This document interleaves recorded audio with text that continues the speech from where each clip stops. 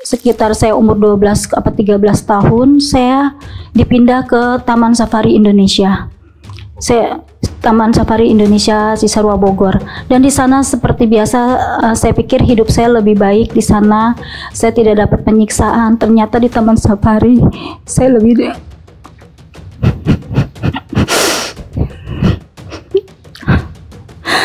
keras lagi, saya dilatih.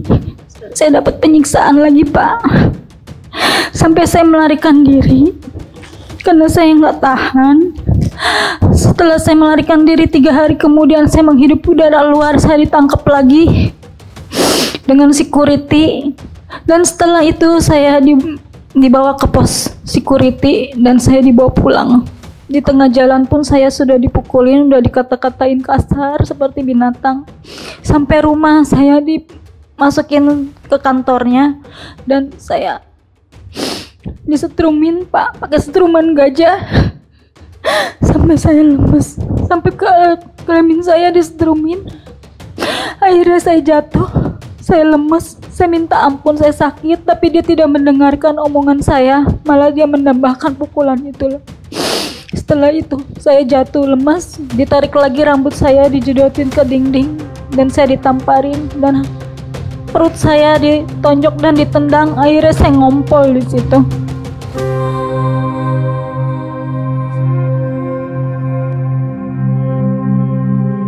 Vivi Nurhidayah tak bisa membendung air matanya saat berbicara dalam audiensi dengan Komisi 13 DPR RI pada 23 April 2025. Mantan pemain Oriental Circus Indonesia ini bercerita masa kelam yang dialaminya saat masih tergabung dalam kelompok sirkus yang dirintis pada 1960-an itu. Ia bercerita, dirinya sudah direkrut Oriental Circus Indonesia sejak berumur 3 tahun dan dilatih dengan cara yang tidak biasa. Vivi mengaku di usianya yang masih kecil itu sudah mengalami berbagai penyiksaan yang berlangsung hingga puluhan tahun kemudian. Tak tahan menerima perlakuan kasar seperti itu, Vivi memutuskan kabur dari Oriental Circus Indonesia. Namun, pelariannya itu tidak berlangsung lama.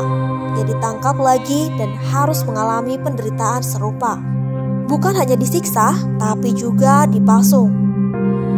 Berapa tahun kemudian saya melarikan diri lagi karena saya nggak tahan, Pak, hidup di Taman Safari karena penyiksaan itu terus. Saya jadi merasa batin. Akhirnya saya ditolongin sama mantan saya melarikan diri dari Taman Safari itu, dan akhirnya saya lolos. Saya dibawa ke Semarang, saya dinikahkan, dan akhirnya saya memberanikan diri melapor ke Komnas HAM Bapak Mulyadi waktu itu. Dan waktu itu saya langsung ditanggapi nama beliau dan saya dibawa ke Komnas HAM Jakarta. Dan di situ saya dipertemukan, dan pertama saya lapor dulu ke Mabes Polri. Saya bilang saya dipukulin, saya tidak tahu orang tua, Pak. Saya tidak punya identitas. Tapi orang Mabes malah nanyain, kamu dipukulin, punya bukti nggak? Bukti apa, Pak? Bukti visum. Saya bilang saya nggak ngerti visum itu apa. Dia bilang visum itu kalau kamu dipukulin ada bekasnya. Saya kan nggak ngerti pada saat itu visum itu seperti itu. Saya bilang saya nggak ngerti, Pak. Akhirnya dia bilang kasusnya sudah kadaluarsa karena sudah kelamaan. Ya udah, akhirnya kami pulang, dan kebesokan harinya kami dipertemukan dengan pihak Taman Safari yang bernama Bapak Tony Sumampau. Dan kami dipertemukan, dan di situ kami bertemu dan disarankan dengan Bapak Mulyadi untuk secara kekeluargaan. Tapi kekeluargaannya itu sampai sekarang tidak pernah dilaksanakan sama dia. Vivi tidak sendiri. Ada Lisa, Rita Loisa, Yuli, Oni Kurniasi, dan sejumlah mantan pemain Oriental Circus Indonesia lainnya yang mengalami perlakuan tidak manusiawi selama bergabung dalam kelompok tersebut. Lisa mengaku diambil dari keluarganya sekitar 1976 oleh seseorang bernama Jensen.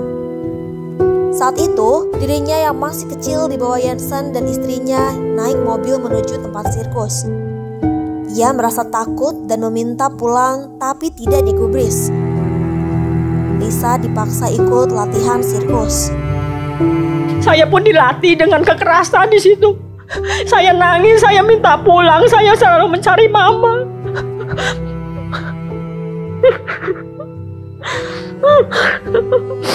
Sampai akhirnya mungkin berjalannya waktu saya mulai bisa melupakan orang tua saya. Ya, saya mulai berlatih dengan teman-teman. Setiap ada masalah, kita dipukul, ditabok, ditendang, ditonjok, disambit pakai sandal apa itu loh Pak Jansen, sandal kayu itu loh, pakai bakya. Setelah usia saya 12 tahun, saya juga minta sama Pak Tony untuk dipertemukan dengan keluarga saya. Tapi Tony bilang nanti suatu saat kalau kamu udah waktunya, kamu akan saya pertemukan. Setelah 15 tahun, saya juga minta lagi dengan Ibu Jansen. Kita manggil dia Sau. Sau, saya pengen ketemu orang tua saya. Di mana orang tua saya? Sau terus bilang, kamu itu dijual. Kamu itu anak yang dijual. Saya sedih saat itu. Tahun 78. Usia saya saat itu 3 tahun. Saya bisa ingat saya usia 3 tahun itu berdasarkan senior saya banyak. Izin pimpinan, namanya Bu siapa Bu? Oh maaf, saya Rita Louisa. Ya, dan saya diambil dengan bernama istri Chi Lien Hung atau Indonesianya Yani, istri dari Pak Tony Sumampau. Dan saya diambil ke Pondok Indah naik kereta. Saya dibujuk 1 balon dan 1 cupacu. Dan di sana saya sekitar 3 minggu atau 3 bulan, pokoknya kami di situ pakai target supaya bisa latihan dasar sehingga bisa dipindahkan ke Oriental Circus untuk mencari nafkah. Dan di situ juga eksploitasi terjadi dengan Pak Jansen dan Pak Frans. Yang paling saya mengingat atas hidup saya adalah saya dianggap bola dengan Pak Frans. Saya main akrobat bareng dengan Pak Frans. Dia melempar saya atas bawah, tendang, lempar, atas bawah lagi itu. Dia tidak memikirkan kepala saya masih sangat mungil, sehingga badan saya pun masih mungil sampai sekarang. Dan itu Frans yang lakukan kepada saya. Tidak melihat rasa kasihan saat itu. Dan Frans itu kalau setiap memukul saya atau teman-teman itu selalu dengan senyum. Itu sering sekali terjadi. Dan juga kekerasan yang saya alami dengan Pak Jansen itu selalu ditimpuk dengan bakyak. Lempar, ambil. Timpuk, ambil. Lempar lagi, timpuk, ambil. Itu yang paling parah kedua itu. Saya waktu datang ke sirkus, saya tahun 73. Kira-kira umur saya 8 tahun, memang saya paling gede. Saya generasi kedua dari Pak Jansen. Saya datang ke sirkus, memang dibawa ke sirkus. Waktu itu begitu diambil, dibawa ke Balikpapan, Petojo. Ya, kalau cerita diambilnya itu memang perjanjiannya sama orang tua saya. Waktu itu ibu saya nggak ada, adanya papa saya. Dia bilang katanya, lu nggak usah takut, anak lu gua sekolahin sampai mana juga dia sekolahin, walaupun mau ke luar negeri nanti dia pasti disekolahin. Begitu. Tapi akhirnya saya dibawa ke Petojo, Balikpapan. Dari situ nggak lama saya di sana, saya langsung dibawa ke sirkus. Saya latihan di sirkus antara 6 sampai setahun saya bisa show. Dari show itu memang kalau dipukul, jatuh dipukul, latihan dipukul itu iya. Kalau main nggak ketawa dipukul iya gitu. Tapi seberjalannya waktu ya kita nggak disekolahin, kita nggak punya identitas. Memang saya keluar juga, sampai saya keluar dari sirkus tahun 86 saya nggak punya identitas. Saya mau nikah juga, saya itu bikin sendiri karena kalau mau nikah harus punya KTP ya Pak ya gitu. Saya nikahnya pakai wali hakim karena saya nggak ada orang tua, jadi pakai wali hakim. Sampai situ. Kalau keluar nggak dapat santunan dan emang kita nggak pernah digaji. Kan mereka bilangnya kita anak angkat. Ketua Komnas Hak Asasi Manusia Adnike Nova Sigiro menjelaskan, Kasus yang terjadi di Oriental Circus Indonesia sudah berlangsung sejak lama dan hingga saat ini belum ada solusi yang berpihak kepada para korban. Ia menyebutkan kasus tersebut sudah dilaporkan ke Komnas HAM sejak 1997 berupa kekerasan kepada anak yang dilakukan Oriental Circus Indonesia. Berdasarkan hasil investigasi, Komnas HAM menemukan sejumlah pelanggaran hak asasi manusia, seperti pelanggaran terhadap hak anak untuk mengetahui asal-usul, identitas, hubungan kekeluargaan, dan orang tuanya. Selain itu, diketahui ada pelanggaran terhadap hak anak-anak untuk bebas dari eksploitasi yang bersifat ekonomi, pelanggaran terhadap hak anak-anak untuk memperoleh pendidikan umum yang layak, serta pelanggaran terhadap hak anak-anak untuk mendapatkan perlindungan keamanan dan jaminan sosial. Berdasarkan temuan tersebut, pada 1 April 1997, Komnas HAM memberikan rekomendasi kepada Oriental Circus Indonesia untuk mengakhiri semua kekerasan itu dan menyelesaikannya secara kekeluargaan. Namun, hingga sekarang penyelesaian kasus tersebut masih mengambang dan belum ada solusi yang berpihak kepada para korban. Malah, pada 22 Juni 1999, Komnas HAM mendapatkan informasi bahwa Direktorat Reserse Umum Polri menghentikan penyelidikan tindak pidana menghilangkan asal-usul dan perbuatan tidak menyenangkan.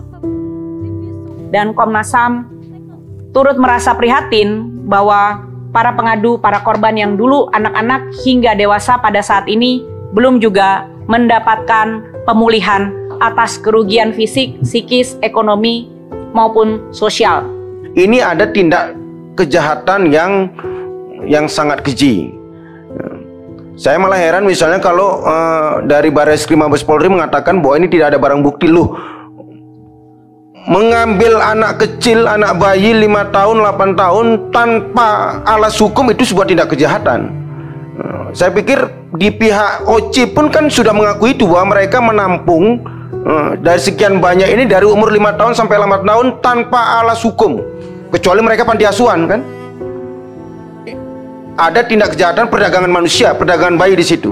Saya pikir Mabes Polri bisa masuknya di situ, bahwa OC itu melakukan perdagangan manusia khususnya bayi yang tanpa, apalagi anak kan. Dari semua pengakuan tadi kan mengatakan bahwa mereka faktanya dijual apakah oleh orang tuanya dan si OC membeli itu kan.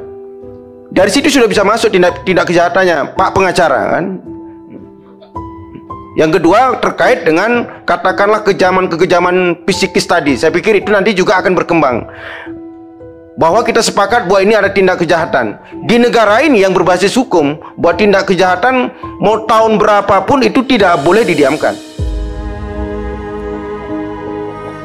Sebelumnya, dalam rapat dengar pendapat bersama Komisi 3 DPR RI pada 21 April 2025, pemilik Oriental Circus Indonesia, Jansen Manansang, membantah tudingan eksploitasi dan kekerasan terhadap para pemain sirkus pada era 1970 sampai 1980-an.